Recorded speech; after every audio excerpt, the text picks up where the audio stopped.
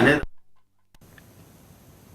ఏపీలో ఉద్యోగులకు రావాల్సిన రాయితీలను వెంటనే చెల్లించేలా ప్రభుత్వం చొరవ తీసుకోవాలని AP JAC Amaravati chairman Bopparaju Venkateswarlu ప్రభుత్వాన్ని డిమాండ్ చేశారు. ఎంప్లాయీస్కు రావాల్సిన గ్రాట్యుటీ, ఐఆర్తో పాటు పీఆర్ కమిషన్ను ఏర్పాటు చేసి ఉద్యోగులకు సంబంధించిన అన్ని సమస్యలను నివేదిక రూపంలో తీసుకుని అందరికీ న్యాయం చేయాలని సూచించారు.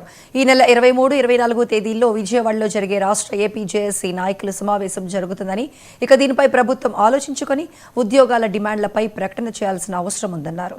లేని పక్షంలో రెవెన్యూ ఉద్యోగులు తీసుకునే ప్రతి చర్యకు ప్రభుత్వమే బాధ్యత వహించాల్సి ఉంటుందని హెచ్చరించారు.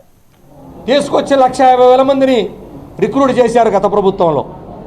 వాళ్ళకి ప్రమోషన్లు ఏందో తెలియదు, ఎవరు ఏ స్థాయికి వెళ్తారో తెలియదు, ఎవరి జీతబత్యాలేందో తెలియదు. గందరగోళమైనటువంటి పరిస్థితి నెలకొని ఉంది వాళ్ళది. అదేవిధంగా పెన్షనర్లు ఇస్తున్న పెన్షన్ కూడా కట్ చేసేశారు. ఈరోజు వాళ్ళ సమస్యల్ని పట్టించుకున్నటువంటి దిక్కు లేదు.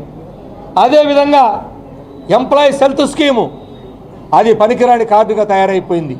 ఏ ఆసుపత్రులు కూడా ఉద్యోగ కార్డు తీసుకొని వెళ్తే బయట ఉండమని చెప్పే పరిస్థితి, దాన్ని పట్టించుకున్నటువంటి పరిస్థితి లేదు. అదేవిధంగా పిల్లల్ని కనమని చెప్పి వృద్ధి కరగాలి, జనాభా పెరగాలి, చిన్న ఏజ్ పిల్లలు లేరు ఈ రాష్ట్రం భారతదేశం అని గౌరవ ముఖ్యమంత్రి గారే పిల్లల్ని కనమంటున్నారు.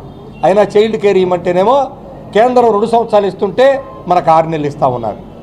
మరి ఏ విధంగా వాళ్ళు పిల్లల సంరక్షణ చూసుకోవాలంటే ఇద్దరు ఉద్యోగాలకు వెళ్తే ఎవరు చూస్తారని ఒక్క బిడ్డతోనే ఆపేసుకునే పరిస్థితి.